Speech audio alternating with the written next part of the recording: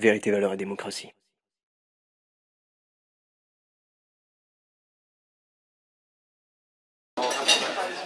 Bonjour. Donc on me dit d'être rapide, je vais essayer de faire rapidement, excusez-moi du début du coup, qui sera un petit peu, effectivement, lui-même aussi rapide. Alors dans un premier temps, il y a quelque chose d'extrêmement important, c'est la définition des termes. Islamisation est un mot qu'on entend à toutes les sauces, il convient de le préciser. Islamisation, je vais employer le mot islamisation dans le sens introduction dans notre pays des règles de la charia. Je ne vais pas parler d'immigration ou de choses comme ça n'a rien à voir, c'est un problème distinct. Donc je vais parler de introduction dans notre pays des règles de la charia. Alors ça va être un petit discours interactif. Je vais vous poser 5 questions, ne soyez pas timides, vous allez voter à bras levés, ça va être assez rapide, et on va savoir un petit peu de quoi parle la charia. Première question, la charia reconnaît-elle l'égalité de droit entre l'homme et la femme? Ceux qui pensent que oui, lèvent la main. Ceux qui pensent que non, lèvent la main maintenant.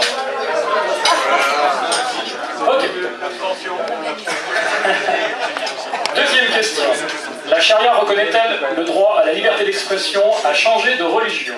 Ceux qui pensent que oui, lèvent la main. Non? Ok, je vois que décidément les gens connaissent la charia. Plus compliqué. La charia reconnaît-elle la primauté du droit civil sur la manière d'organiser la société par rapport au droit religieux? Ceux qui pensent que la charia reconnaît la primauté du civil peuvent lever la main maintenant. Bien, ceux qui pensent que la charia ne reconnaît pas l'autorité du droit civil par rapport au droit religieux. Bien, unanimité encore une fois. Alors, question plus polémique. La charia légitime-t-elle l'usage de la violence entre individus pour raisons religieuses? Bien. Y a-t-il des gens qui sont opposés à cette idée? Parfait. Et enfin, la dernière, celle qui a le plus de conséquences, mine de rien, la charia établit-elle un état de guerre entre les musulmans et les non-musulmans, guerre ayant pour but de les convertir ou de les asservir? Et c'est fantastique, nous sommes dans un pays où tout le monde sait de quoi parle la charia, or nous avons une classe politique qui manifestement ignore tout de ça. Il va falloir expliquer ce mystère. Eh bien la charia, oui, c'est un dogme et c'est un ensemble de prescriptions. Et ces prescriptions font partie de la formation de tous les imams. J'entends bien tous les imams du monde, y compris ceux qui officient en France. Des imams qui, je le rappelle, enseignent dans les mosquées. Or, il faut savoir une chose extrêmement importante, l'enseignement a un impact social. L'enseignement a un impact social. Je pense que c'est une évidence. L'enseignement, parce qu'il modifie les convictions, donc le comportement des gens, et au final, il modifie la manière dont fonctionne la société. Ce qui veut dire que si la charia est enseignée, elle modifiera les convictions d'une certaine partie des gens qui ont reçu cet enseignement, puis modifiera leurs actes, et au final finira par modifier la société. Or, ce qui organise le fonctionnement de la société, dans une société démocratique, c'est la politique. C'est la définition de la politique. La politique, c'est ce qui organise le fonctionnement de la société. Ça a une conséquence, mine de rien, relativement importante. C'est qu'un islam avec charia est une religion politique. Et une religion politique qui a donc une partie politique. Et la caractéristique de cette partie politique, c'est qu'elle est totalitaire. Et je fais pour ça, ne me faites pas confiance, hein. Faites confiance à la Cour européenne des droits de l'homme qui, le 13 février 2003, a jugé, la haute cour de la Cour européenne des droits de l'homme a jugé, a lancé dans un jugement, la déclaration suivante: la charia est incompatible avec les principes de la démocratie.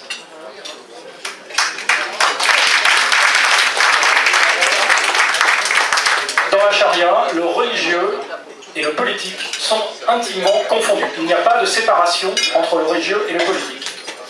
Ce qui est une conséquence, là encore une fois, totalement immédiate et relativement imprévue en ce qui concerne la France, c'est qu'un islam avec charia ne rentre pas dans la loi 1905. L'islam, s'il contient de la charia, ne rentre pas dans la loi de 1905. Imaginez-vous, ça a des conséquences extrêmement importantes. Au nom de quoi construit-on aujourd'hui des mosquées en France? Au nom de la loi de 1905 qui vous donne le droit de construire des bâtiments cultuels. Or, si votre religion est une religion politique, elle ne rentre pas dans la loi de 1905. Ce qui veut donc dire, de manière assez paradoxale, mais mine de rien logique, que les gens qui réclament la construction d'une mosquée et qui enseignent la charia font un abus de droit. Ce sont des demandes illégales.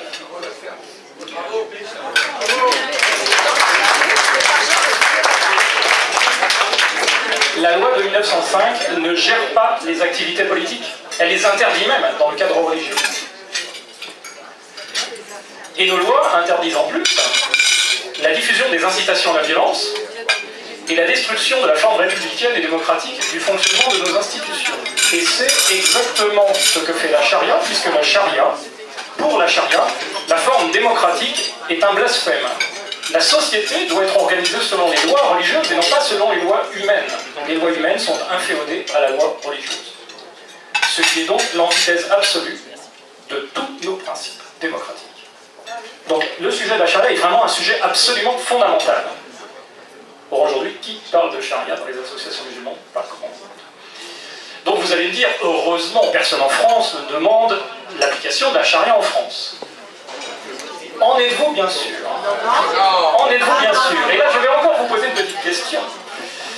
La nourriture halal, le voile islamique, le ramadan, l'Aïd, l'impossibilité pour une femme musulmane de se marier avec une autre personne qu'un musulman, l'incendie du journal Charlie Hebdo font-ils partie de la charia? La réponse est oui. Pour l'ensemble de ces éléments. Ceci fait partie de la charia. Nous vivons en ce moment une implémentation sociale progressive de la charia. Tous ces éléments, quelle que soit la manière dont ils sont appelés par les organisations plus ou moins représentatives des musulmans, sont des éléments de la charia qui sont pièce après pièce implémentés dans notre société.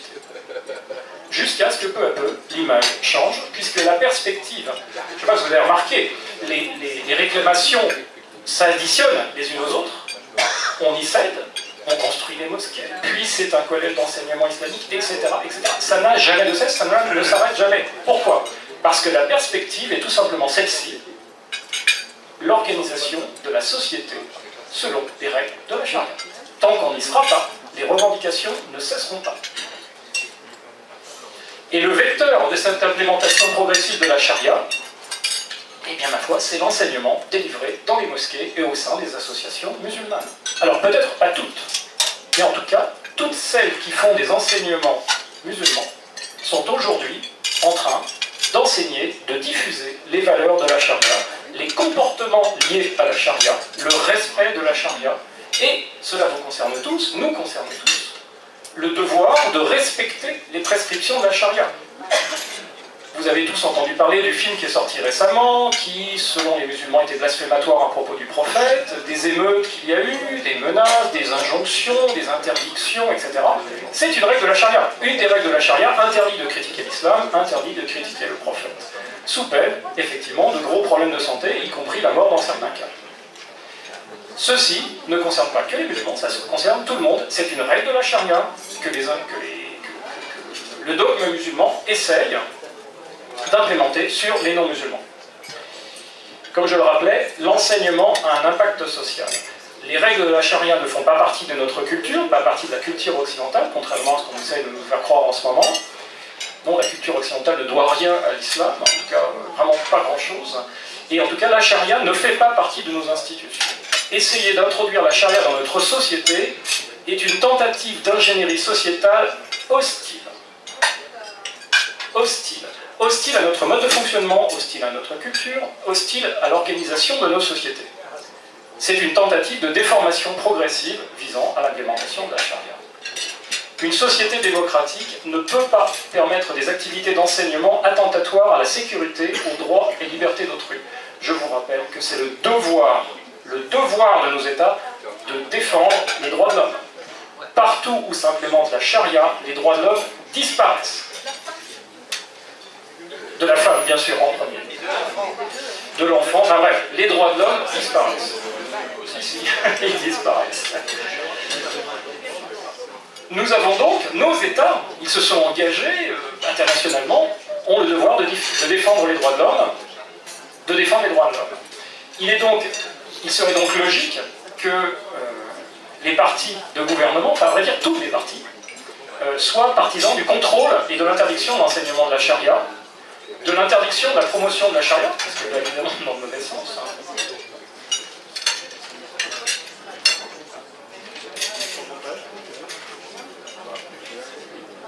Et ma foi, probablement de l'interdiction et peut-être même de la pénalisation de l'incitation au respect des règles de la charia. Comme ça existe déjà pour la burqa. La pénalisation, il existe la loi pour l'interdiction de la burqa pénalise l'incitation et les menaces visant à faire porter la burqa.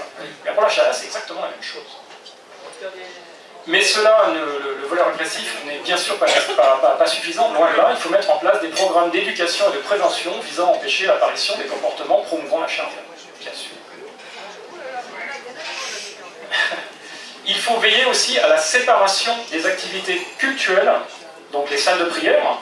Nos lois permettent les opérations de culte, c'est-à-dire prier. Mais par contre, toutes les autres opérations effectuées dans les mosquées ne sont pas couvertes par la loi 1905. Les enseignements de dogmes incompatibles avec la démocratie et attentatoires aux libertés ne sont pas permis par la loi 1905. Le fait de servir de QG politique n'est pas couvert par la loi 1905, etc., etc., etc. Prier dans une salle de prière, oui, mais une mosquée, ce n'est pas qu'une salle de prière, c'est un QG politique. Et enfin, et je vais terminer là-dessus, nos États, manifestement, ont l'air... Vous savez tous ce que c'est que la charia. Comment se fait-il que nos hommes politiques ne sachent pas ce qu'est la charia? En tout cas, ne tiennent pas compte de cette connaissance en ne faisant rien. Ah, ils ne sont pas informés. Bon, ça doit être ça.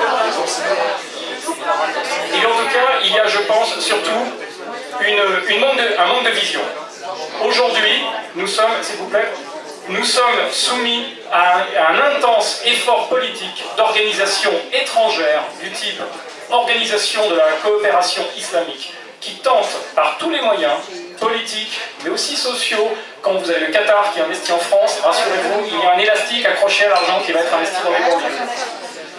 Cet effort international vise à modifier nos sociétés. Et bien tout simplement, il faut en tenir compte et effectuer un contre-effort, une sorte de contre-ingénierie visant à garder l'intégrité de nos systèmes démocratiques contre justement l'implémentation progressive de la charia. Et je vais présenter extrêmement rapidement, il y a des aides qui existent et qui ont été élaborées récemment par l'International Civil Liberty Alliance. Ça s'appelle le processus de Bruxelles. C'est un processus qui établit une ligne stratégique pour un objectif qui est clair, une société sans charia. C'est un processus qui est évolutif, qui est coopératif et qui est proposé à tous les partis. Et si ce processus vous intéresse, je suis à votre disposition à la fin de cette soirée pour vous donner les coordonnées pour savoir où trouver ce processus. Tous les partis peuvent utiliser ce processus. Il n'est ni de droite, ni de gauche, ni du centre, ni nulle part. C'est un processus qui vise à nettoyer nos sociétés de la charia. Ce qui est un objectif absolument fondamental pour la démocratie. Merci Alain.